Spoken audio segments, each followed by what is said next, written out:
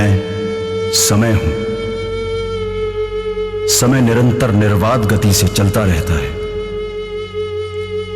और अपने पीछे छोड़ जाता है वो अटल सत्य जो पीढ़ी दर पीढ़ी आगे बढ़ता जाता है। समय के अटल सत्य का एक ऐसा ही निशान महाभारत की उस लज्जाजनक सभा का है जहां मर्यादा रेखा के इस पार द्रौपदी के अतिरिक्त कोई नहीं और धर्म के प्रहरी गंगापुत्र भीष्म, गुरु द्रोणाचार्य, महात्मा विदुर, सूर्यपुत्र कर्ण और पांचों पांडव, ये सभी मर्यादा रेखा के उस पार हैं जो किसी भी व्यक्ति को सोचने पर विवश कर देती है। एक निर्णय वर्तमान और भविष्य के लिए हर व्यक्ति को लेना होगा कि वो मर्यादा रेखा के इस पार खड़ा है या उस पार। आइए आज हम आपको लेकर चलते हैं महाभारत काल की उसी सभा में जहां पांचों पांडव अपनी पत्नी द्रौपदी को एक वस्तु की भांति जुए में हार गए और वहीं दुष्ट दुर्योधन अपनी भाभी को एक जीती हुई वस्तु समझकर अपने छोटे भ्राता दुशासन से द्रौपदी को बालों से खींचकर सभा में लाने के लिए कहता है। और अब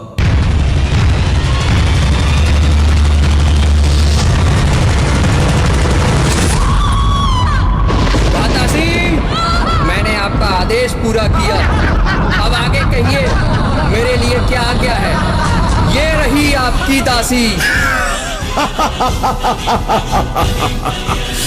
खूब, बहुत खूब, सुंदर, अति सुंदर। तुमसे जैसी आशा थी तुमने ठीक वैसा ही किया है अनुज। मुझे गर्व है तुम पर। मैं तो पहले ही कहता था भांजे, दुशासन जैसा आज्ञाकारी दूसरा हो ही नहीं सकता। तुमने दुशासन को इस आदेश के लिए चुनकर बिल्कुल ठीक किया।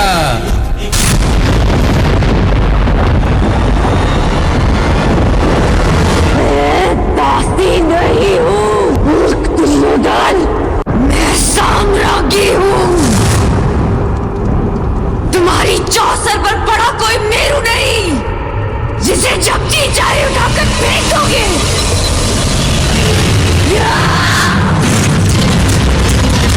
हस्तिनापुर की राज्यसभा में ये किस प्रकार का व्यवहार हो रहा है महाराज?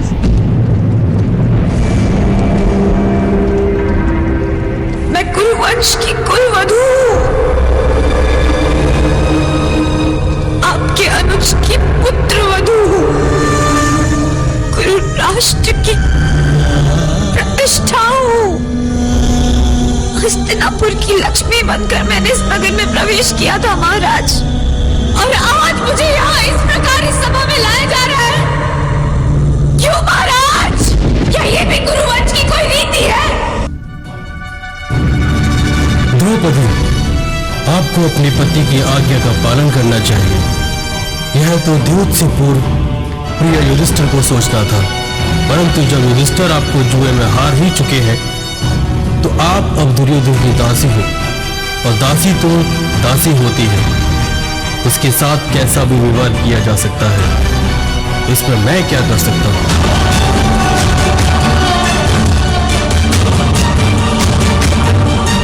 पितामह, आप तो हस्तिनापुर की प्रतिष्ठा के रक्षक हैं, तो आज हस्तिनापुर के सम्मान का अंत होता हुआ आप कैसे देख सकते हैं?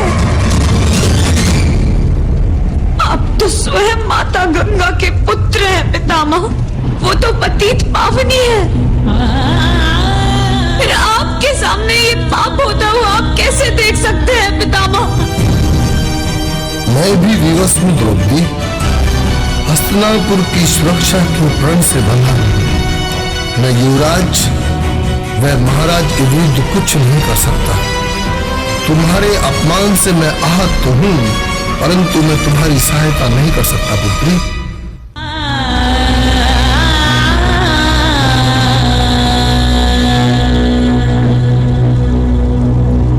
गुरु द्रोण, क्यों हो रहा है मेरे साथ ऐसा व्यवहार?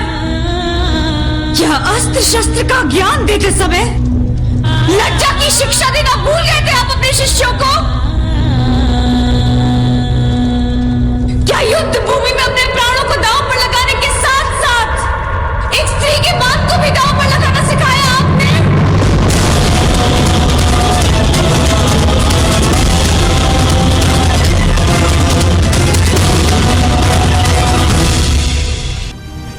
मैं न कुछ कह सकता हूँ और न कुछ कर सकता हूँ पुत्री द्रौपदी। मैं भी पुरुष हूँ। आप तो नीति के महान ज्ञाता है काका श्री विदुर। तो इस समय आपकी नीति शांत क्यों है? महाराज से तो विधाता ने देखने की क्षमता छीन ली, परंतु अनीति का विरोध करने का साहस आपसे किसने छीन लिया? पुत्रवधू द्रौपदी, मैं नीति में निपुण अवश्य हूँ और यह भी जानता हूँ कि जो हो रहा है वो गलत है। मैंने हर संभव प्रयत्न किया कि किसी भी तरह कौरवों और पांडवों के बीच संघर्ष न हो, किंतु अब यह विषबेल इतनी बड़ी हो गई है कि कोई भी कुरुवंशी इसके फल के जहर को चखे बिना नहीं रह सकता। इस सभा के दोष का भागीदार मैं भी हूँ, परंतु कुछ कर नहीं सकता द्रौपदी।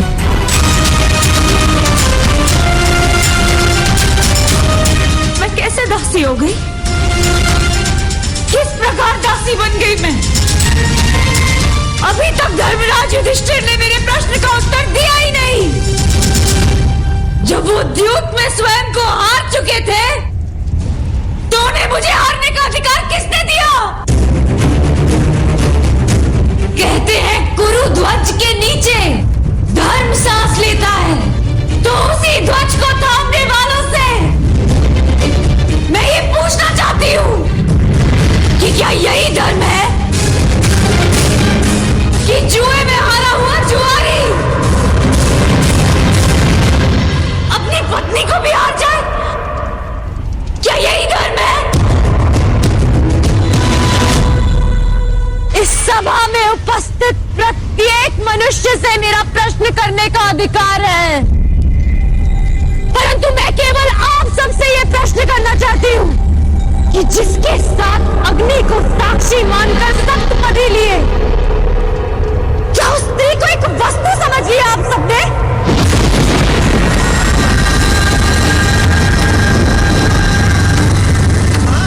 क्या स्त्री एक वस्तु है कि जब जी चाहा दांव पर लगाया और जीत लिया? क्या स्त्री का मान एक खिलौना है कि जब मन चाहा सजा कर रख दिया और जब मन चाहा पांव तले कुचल दिया? क्या स्त्री का घर पुरुषों की इच्छा पर चलने वाला दास है? क्या स्वयं को श्रेष्ठ सिद्ध करने के लिए धर्म पुरुषों को एक स्त्री का अपमान करने की आज्ञा देता है?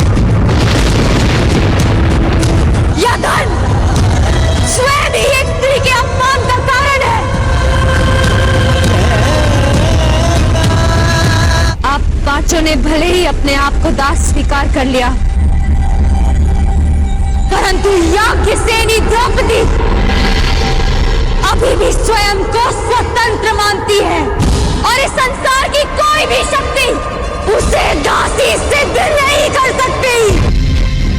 दासी द्रौपदी, ये नाटक छोड़ो और मेरे निकट आओ। अब तुम्हारा स्थान वहां नहीं, यहां है। ठीक कह रहे हो भांजे। शुभ कार्य में देरी कैसी? जब तुमने इसको जीत ही लिया है तो इसके साथ दासी जैसा ही व्यवहार करो भांजे। जो 5-5 पतियों की पत्नी हो, उसका मान क्या और अपमान क्या? उसे आज्ञा दो मित्र, ताकि यह भी समझे कि भरी सभा में मुझे सूत पुत्र कहने का परिणाम क्या निकला। हाँ, इसने मुझे भी अंधे का पुत्र अंधा कहा था। उसका दंड इसे मिलना ही चाहिए। आओ द्रौपदी, अब तुम मेरी दासी हो और आकर मेरी चंगा पर बैठो। दुर्योधन!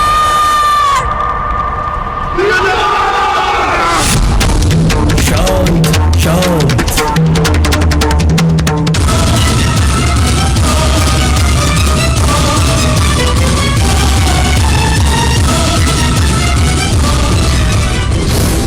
मैं पांडु का मजला पुत्र भी इस भरी सभा में ये प्रतिज्ञा करता हूं कि युद्ध में दुर्योधन की जंगा नहीं तोड़ पाया तो मैं अपने पूर्वजों को मुख नहीं दिखाऊंगा।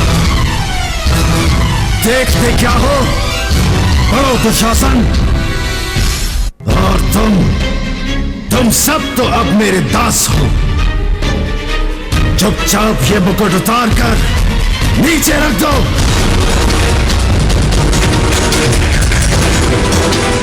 मैं दासी नहीं, मैं स्वतंत्र हूँ और मैं अभी इसी क्षण इस राजसभा का तिरस्कार करती हूँ।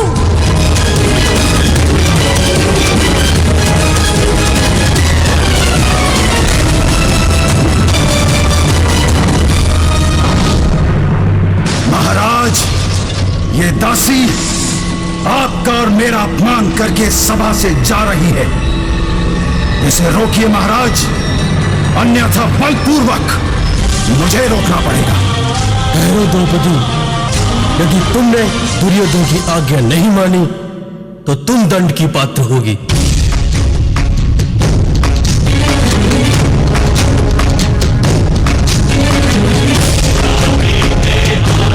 अभी मुझ पे यज्ञ की अग्नि का अधिकार,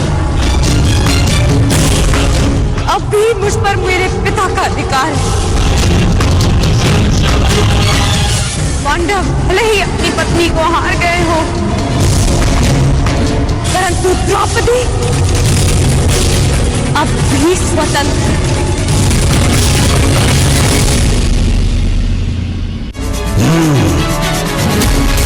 जब तक मन से स्वतंत्रता का मान नहीं जाता तब तक दासत्व का भान नहीं। तो फिर छीन लो इसका मान, इसके शरीर से एक एक वस्त्र नोच लो और भरी सभा में इसे नग्न कर दो दुशासन। असंभव! तुमने इस विषय में सोचने का दुस्साहस भी कैसे किया दुर्योधन? रुक जाओ, अन्यथा सर्वनाश हो जाएगा। जब मनुष्य पर विनाश छाता है पहले उसका विवेक हर जाता है। दुर्योधन, अपने विनाश को आमंत्रण मत दो। महामंत्री ठीक कह रहे हैं दुर्योधन, ऐसा अनर्थ मत करो, मत करो, अन्यथा आपको पश्चाताप का अवसर भी नहीं मिलेगा। आप अनुचित कर रहे हैं भ्राताश्री, राजवधू का ये अपमान ठीक नहीं। अपने को संभालो, अपनी बहकी बातें बंद करो विकर्ण। अब ये मेरी दासी है, दासी, राजवधू नहीं। हमारे दिए हुए वचन का अनुचित लाभ मत उठाओ दुर्योधन, हमें विरोध करने पर विवश मत करो। मौन रहिए आप सब।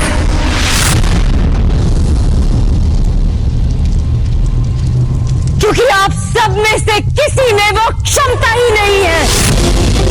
अरे बंधे रहिए अपने अपने धर्म के खूंटे से। वो कैसा धर्म जो आपकी शक्ति को आपकी निर्बलता बना दे। मुझे ऐसे धर्म से अपना मान बचाने की कोई आशा नहीं। जिन्हें बड़ा माना वो सब अपने अपने धर्म से बंधे। जिन्हें पति स्वीकार किया खुदास बन गए। आप सब मेरा रक्षण नहीं कर पाएंगे तो मेरी सहायता वो ही करेगा जो सबसे बड़ा है और ये सारा संसार जिसका दास है। आगे बढ़ो दुशासन। आज परीक्षा तुम्हारे बाहुबल की नहीं मेरी आस्था की है और मुझे विश्वास है द्रौपदी की रक्षा करने आप स्वयं आएंगे वो।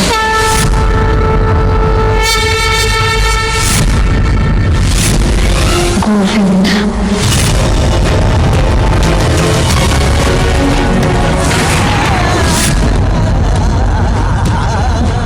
गोविंद,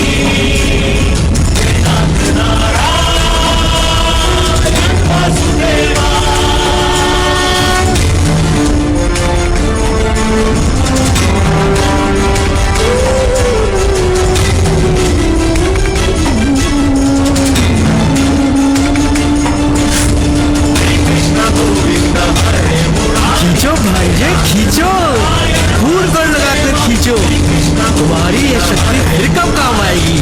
खींचो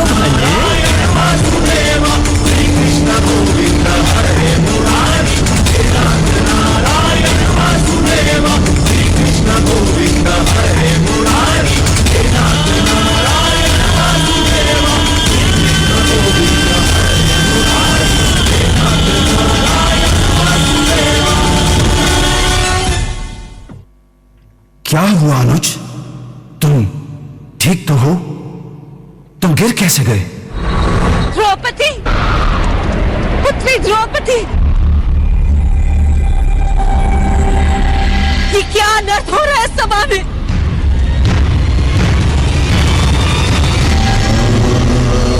मेरे निकट मत आइएगा माताश्री, मैं मलिन हूं। नहीं नहीं पुत्री, मेरी पुत्र वधु मलिन नहीं हो सकती। मलिन तो ये सभा है जो एक नारी के अपमान को देखते हुए भी शांत बैठी हुई है। मैं आपकी पुत्र वधु नहीं, ना ही कुरुवंश की कुलवधु,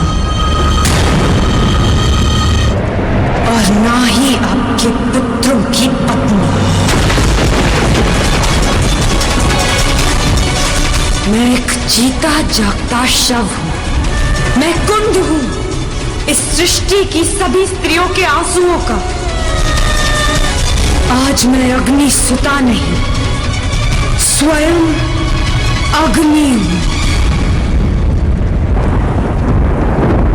जो सब कुछ भस्म कर देगी, सब कुछ नाश कर देगी। मैं जीव नहीं, साक्षात मृत्यु हूं, केवल मृत्यु। जो सभा मेरा अपमान देखकर मौन रही, वो सदा के लिए मौन रह जाएगी।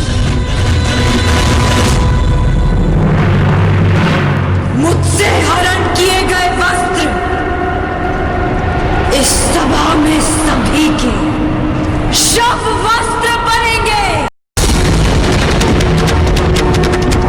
जिसने मेरे अपमान पर अट्टहास किया, उन सबकी मृत्यु पर ऐसा विलाप होगा कि संसार युगों तक स्मरण रखेगा।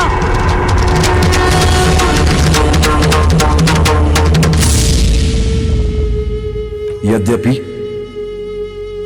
ऐसी लज्जाजनक जगह आंखें मूंद कर बैठने की ही होती है, परंतु सब जगह नहीं।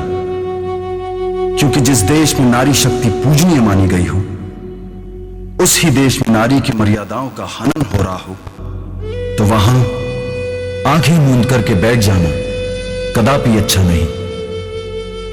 इतिहास साक्षी है कि जब जब नारी को पैरों तले कुचला गया, तब तब उस देश व राज्य का पतन हुआ है। वो चाहे सतयुग में रानी तारा हो, त्रेता युग में देवी सीता हो, या द्वापर युग में द्रौपदी। यत्र नार्यस्तु पूज्यन्ते रमन्ते तत्र देवता। आज ये सूक्ति हमें धूमिल सी होती दिखाई देती है। आज भी कई द्रौपदी रूपी स्त्रियां अपने अस्तित्व की सुरक्षा नहीं कर पा रही हैं। उनकी आवाज दबा दी जाती है, उनका दर्द कोई नहीं सुनता। आज भी महाभारत के सभी पात्र समाज में विद्यमान हैं, और यदि नहीं है तो वो हैं द्रौपदी के चीर के रक्षक, अनाथों के नाथ, योगीराज श्री कृष्ण श्री कृष्ण श्री कृष्ण।